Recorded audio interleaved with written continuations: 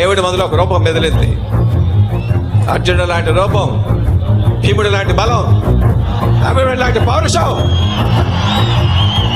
రాముడు లాంటి గుణం, కృష్ణుడు లాంటి సంమోహనం. ఆ పిల్లవాడికి పేరు పెట్టాడు.